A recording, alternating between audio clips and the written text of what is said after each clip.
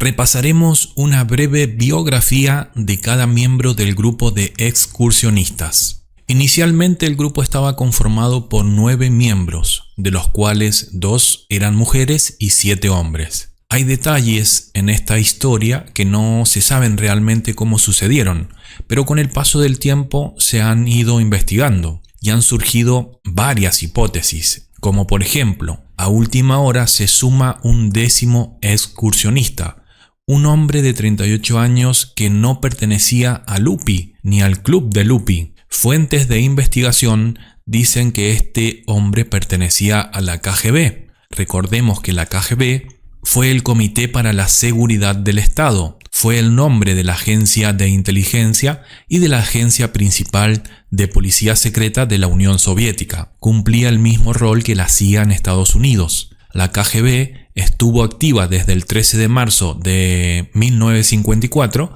al 6 de noviembre de 1991. Este centro se encargó de obtener y analizar toda la información de inteligencia de la nación. Entonces, hay 3 versiones de la introducción de este hombre a última hora al grupo de los 9 excursionistas. La primera versión fue que este hombre, al tener un pasado muy experimentado como instructor de esquí, instructor deportivo, él quiso tener esa experiencia y sentirse como en su pasado, y solicitó a los directivos del club unirse a la expedición. Suena rara esta versión, aunque no se descarta. La segunda versión fue que la administración y dirección del club deportivo de Lupi, al saber que la expedición sería muy complicada, decidió ingresar al grupo a este hombre con mucha experiencia para así proteger de alguna manera a los 9 jóvenes. La tercera versión fue que la KGB pidió a la dirección y administración del club de Lupi que entrara como infiltrado al grupo con alguna misión secreta. Evidentemente, el ingreso de este hombre al grupo es clave para nuestra investigación. Voy a redactar cada biografía por orden de nacimiento, de menor edad a mayor edad. El repaso de las heridas, muertes y autopsias serán en otro video. Lyudmila Alexandrovna Dubina. En el apodo corto le llamaban Liuda. Nació el 12 de mayo de 1938 en Kegonstrov, un pueblo situado en una isla. Era la más jovencita del grupo con apenas solo 20 años. Era estudiante del 4º año en la Universidad UPI, en la especialidad de Ingeniería y Economía. Desde los primeros días de sus estudios participó activamente en las actividades del club deportivo del instituto. Le encantaba cantar y tomar fotografías. Era una buena fotógrafa. Liuda tenía una considerable experiencia en montañismo. Durante una caminata por las montañas Sayan orientales en 1957, un cazador que acompañaba a los estudiantes le disparó accidentalmente en la pierna. Y ella sufrió con valentía ambas cosas, ser herida y tener que regresar, una prueba dolorosísima y prolongada. Liuda era la más joven del grupo, pero con muchísima experiencia. En febrero de 1958, ella tenía la categoría 2 de dificultad para adentrarse en los Urales del Norte. Repasemos la experiencia que ella tenía. Verano de 1956, senderismo al sur de los Urales. Noviembre de 1956, trekking de fin de semana por el río Chusovaya. En total iban 50 excursionistas. El líder de este trekking fue Igor Dyatlov. También participaban en esta expedición Zina Kolmogorova, Yuri Krivonichenko, Yuri Doroshenko y Nikolai Divenaus Brignole. Perdón por la pronunciación, son apellidos difíciles. Verano de 1957, senderismo y paseos acuáticos en el este de Sayan.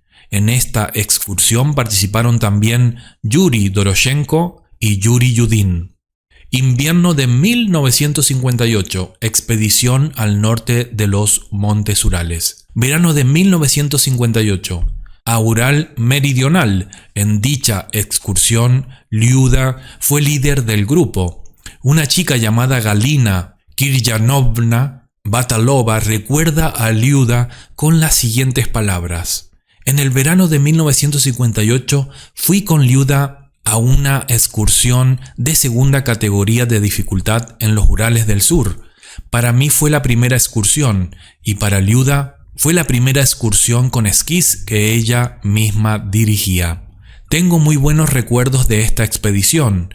Liuda demostró ser una líder sabia, firme, reflexiva y justa. Siempre estuvo atenta a nosotros los principiantes y nos ayudó en todo. Nos hicimos buenas amigas y después de eso nos vimos a menudo. Ella estaba muy emocionada de que la aprobaran para ir con el grupo al proyecto Otorten. Estaba inspirada, ansiosa, entrenando y preparándose. Era una persona fuerte tanto física como espiritualmente. Así la recordaba una amiga de Liuda. Verano de 1958. Senderismo y paseos acuáticos en las montañas centrales de Sayán.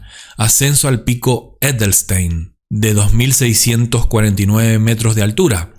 En dicha excursión participaron también Igor Dyatlov, Yuri Doroshenko y Zina Kolmogorova.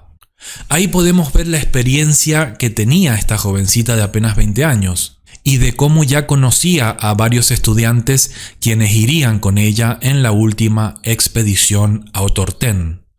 Liuda cumplía años el 12 de mayo de 1959. Lamentablemente fue enterrada un día antes de su cumpleaños número 21. En las últimas entradas de su diario, que también repasaremos los diarios y las fotos que se encontraron del grupo, en aquellos años se estilaba pues eso, ir realizando un diario escrito de lo que iba aconteciendo. En dicho diario expresó su enojo y su malestar sin ningún motivo o razón válida. Esto lo investigaremos también, porque hay una versión de que cuando el grupo llega a un pueblo, ella tiene una discusión en uno de los paradores o de los hoteles por leña que no había y se enoja, ¿no?, con los responsables del hotel y se dice que, bueno, debido al enfrentamiento de Liuda podrían haber seguido al grupo y haberlos asesinado, pero es una hipótesis, ya veremos las hipótesis también más adelante.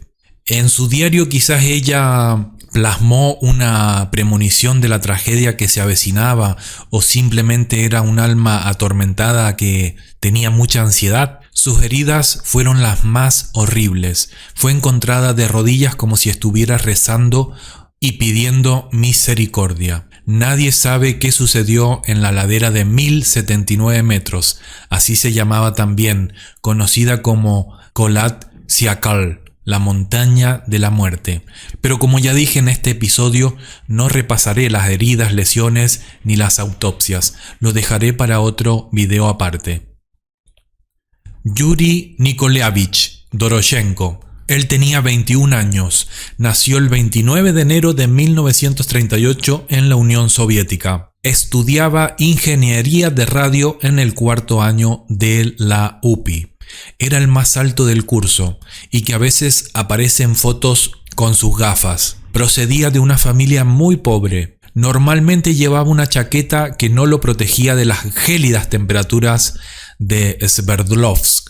Tenía una personalidad impulsiva y era famoso en el club de senderismo de la escuela por haber corrido hacia un oso gigante para espantarlo con un simple martillo de geólogo durante un viaje de campamento.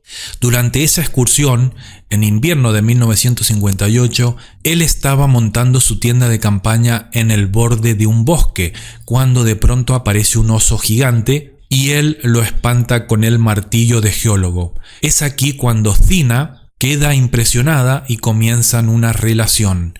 Al regresar de aquella expedición, continuaron juntos. Yuri hasta una vez visitó la casa de Zina, donde ella le presentó a su familia. También tenía fotos de Zina en su casa. Después de un tiempo, algo salió mal en la relación. Se había acabado cuando empezó la expedición a Otorten, ya no estaban juntos. Al parecer fue Yuri quien inició la ruptura. Él era muy reservado, apenas hablaba.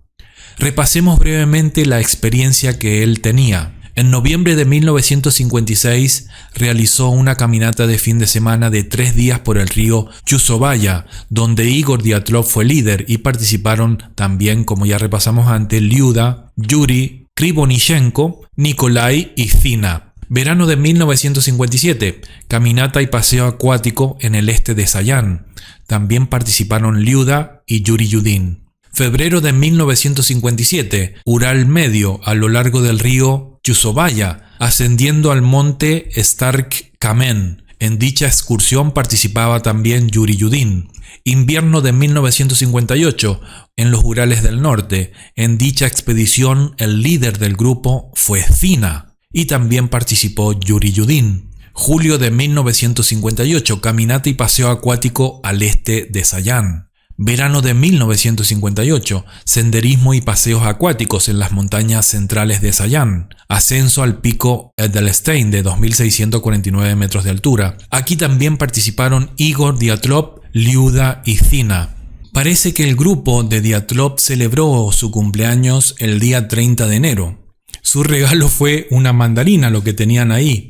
Él compartió esa valiosa mandarina con un gesto lindo hacia los demás. Dio un gajito a cada integrante del grupo. Vemos cómo los chicos antes de su última expedición la mayoría ya se conocía. Ya habían tenido experiencias de senderismos y montañismo juntos. Yuri Doroshenko fue enterrado el 9 de marzo de 1959 en Ekaterimburgo. Yuri Yudin, 21 años. Él enfermó al principio de la expedición y tuvo que regresar, evitando así la suerte de los demás. Él no tenía la menor idea de lo que podría haber sucedido a sus compañeros. Yuri Yudin murió el 27 de abril de 2013, a los 75 años de edad, siendo así el único superviviente del grupo.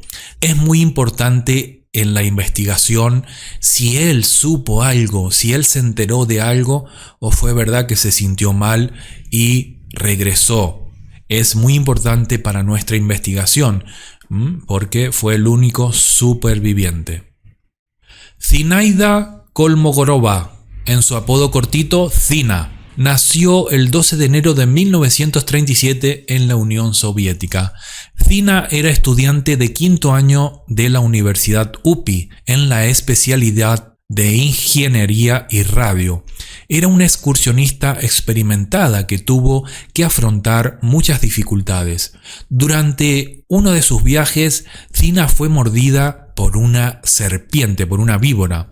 A pesar del dolor y el sufrimiento, se negó a aligerar su carga, no queriendo causar dificultades a los demás. Era muy extrovertida y enérgica. Las personas que la conocían decían que era el motor de la universidad. Siempre estaba llena de ideas y todos la querían. Como resultado, la gente se sentía naturalmente atraída por ella, especialmente los chicos. Zina tenía un carácter excepcionalmente sociable y, a pesar de su popularidad en la escuela, trataba a todos con cariño y respeto. Ella tenía experiencia en 8 caminatas, en 2 de las cuales fue líder de grupo. Como miembro de la oficina del Club de Senderismo de la UPI, anteriormente había sido elegida miembro y presidenta de la Comisión de Calificación del Club de Senderismo de la UPI. También había participado en 6 expediciones, 4 de ellas de segundo grado de dificultad, nivel intermedio, y siempre iba a las expediciones dirigidas por Igor Dyatlov. Siempre se les veía juntos, sin embargo, no hay la menor pista sobre si tenía sentimientos románticos hacia Igor. Ella trabajaba en una planta de radio. Se encontró una carta personal que le envió desde su trabajo el día 16 de enero de 1959 a Igor Dyatlov. En su carta solo le pide a Igor que la mantenga al tanto de cómo van los preparativos para la expedición a Otorten, pero no hay ninguna insinuación de amorío hacia él. Igor Dyatlov, 23 años, nació el 13 de enero de 1936 en la Unión Soviética. Era estudiante de quinto año de la Facultad de Ingeniería de Radio en la Facultad de la UPI. Fue un ingeniero muy talentoso. Diseñó y montó una radio durante su segundo año que se utilizó durante las caminatas en 1956 en las montañas Sayan. También diseñó una pequeña estufa que utilizó en la excursión a Otorten. Fue muy sorprendente que él mismo fabricara una radio. Desde los primeros días de estudio en la UPI, participó activamente en la vida de montañista. Él se distinguía por su minuciosidad en la ejecución de cualquier tarea, su gran forma física, su carácter equilibrado y su actitud amistosa hacia la gente. Dominaba la habilidad de hacer cualquier trabajo bien, con sensatez y a menudo con mucha originalidad. No solo era un hábil radioaficionado, sino que también diseñó y montó un transmisor de radio de onda corta y estableció comunicación con la onda corta del país. Era también un buen fotógrafo. Igor Dyatlov fue líder del grupo del proyecto Otorten. Tras la muerte de todos, tomaron su apellido y en memoria de todos y también en su honor, nombraron a los hechos como el incidente del Paso Dyatlov. También nombraron el lugar de los hechos con su apellido, el cual figura hasta la fecha en Google Maps como el Paso Dyatlov. Rustem Vladimirovich Slobodin. Su apodo corto era Rustik. Nació el 11 de enero de 1936 en la Unión Soviética. Él tenía apenas 23 años. Se graduó en la Universidad UPI en 1958 y trabajaba en Enterprise Po-Box. Era un hombre muy atlético, honesto y decente. Étnicamente era ruso, pero sus padres, ambos profesores universitarios, trabajaban en Asia cuando él nació y le dieron un nombre asiático, Rustem, o Rustik como le llamaban a menudo. Era un hombre de pocas palabras. Era un corredor de largas distancias. Tenía muy buen estado físico. A Rustik le gustaba tocar una mandolina que solía llevar consigo durante sus largas excursiones de senderismo. Rustik no solo era un buen deportista, sino que también sabía correr riesgos. En el verano de 1958, él y su padre hicieron una travesía desde Frunze hasta Anjijan, donde se encontrarían con su hermano mayor. En las tierras menos habitadas, cuando los viajeros de etnia rusa se encuentran con kirguisos, uigures, uzbecos, dúnganos, toda gente con la que no tienen nada en común, palabras como internacionalismo y hermandad no tienen ningún peso. En el verano de 1958, Rustik y los habitantes nativos de Tien Shan no solo tenían mentalidades diferentes, sino que también existía una auténtica brecha de civilización entre ellos. Había mucho odio entre ellos. Los rusos eran envidiados por su piel blanca, su olor a jabón y por no tener pulgas, así se decía en aquella época. Sin embargo, tanto él como su padre lograron atravesar estas peligrosas montañas, llena de estas peligrosas gentes. Es así que confiaron en su propia fuerza y estaban dispuestos a defenderse. Este viaje demuestra que Rustik era extremadamente valiente, aguerrido, confiable y aventurero. Nikolai Vladimirovich Divyaux-Brignole. Él tenía apenas 23 años también. Nació el 5 de junio de 1935. Él tenía mucha experiencia en excursiones de senderismo de diversas categorías de dificultad y era muy popular entre los estudiantes del UPI y miembros del club deportivo. Todos los que conocían a Nikolai destacaban su energía, su inventiva, su amabilidad y su buen humor. En el momento de la solicitud para la expedición a Otorten, él había realizado 6 excursiones, las cuales incluían 3 de primera categoría, 2 de segunda categoría de dificultad y 1 de tercera categoría de dificultad. Yuri Krivonichenko. Él tenía 23 años, nació el 7 de febrero de 1935 en la Unión Soviética. En su apodo corto le llamaban Georgi. Georgi era muy amigo de Igor y participó en casi todas las expediciones con él. También era muy amigo de la mayoría del grupo. Él era el alma de la fiesta. el bromista del grupo. Siempre buscaba entretener a sus amigos con bromas o tocando la mandolina. La mandolina que había llevado a la excursión de Otorten fue encontrada en el almacén donde los excursionistas habían dejado provisiones para el camino de regreso. Estudió construcción e hidráulica en la Universidad UPI, graduándose en 1957. Mientras trabajaba en Chelyabinsk 40, una instalación nuclear secreta, sufrió un desastre que se conocería como el desastre de Kishtim. El 29 de septiembre de 1957 la planta de plutonio sufrió una fuga radioactiva. Yuri, también llamado como ya dije Georgi, estaba entre las personas que fueron enviadas a limpiarla. Cuando muere en la expedición a Otorten, en la autopsia detectaron que su ropa tenía rastros de radioactividad, que algunos relacionaron con este evento de la planta nuclear. Entonces esto también es clave en nuestra investigación. La radioactividad encontrada en la ropa de Georgi pertenecía a la planta de plutonio o algo o alguien dejó radiación cuando murieron. Alexander Kolevatov, él tenía 24 años. Él nació el 16 de noviembre de 1934 en Sverdlovsk. Estudió física nuclear y cursaba el cuarto año de la carrera de física en la Universidad UPI. En el momento de la solicitud para la expedición a Otorten, Alexander había realizado 5 excursiones. En ellas incluían 3 de primera categoría de dificultad, 2 de segunda categoría y 1 de tercera categoría de dificultad.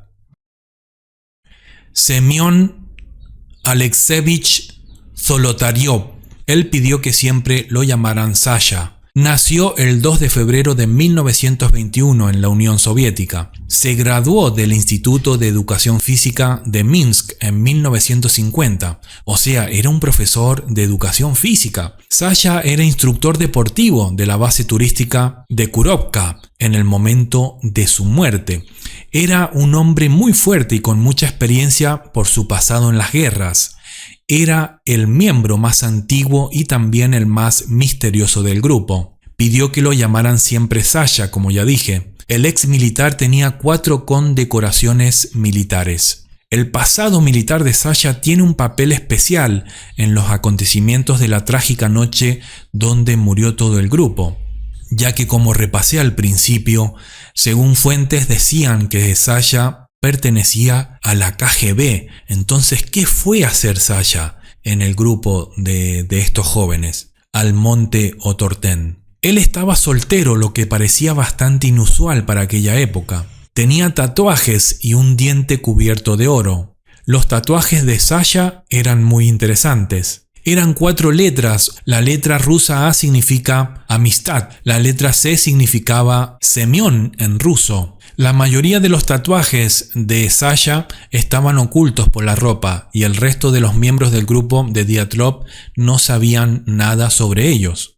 Sasha muere el mismo día de su cumpleaños, aquella madrugada del 2 de febrero de 1959, a sus 38 años. Bueno, esto era muy importante repasar para conocer a cada integrante del grupo Dyatlov. Como ya hemos visto, eran todos jóvenes, incluso Sasha, el hombre mayor de 38 años, todos eran muy fuertes y experimentados. En la próxima parte voy a repasar la cronología de los hechos, desde que partieron hasta que murieron. Bueno, como siempre te digo, apóyame con un simple like, te dejo un abrazote, hasta pronto, chau chau.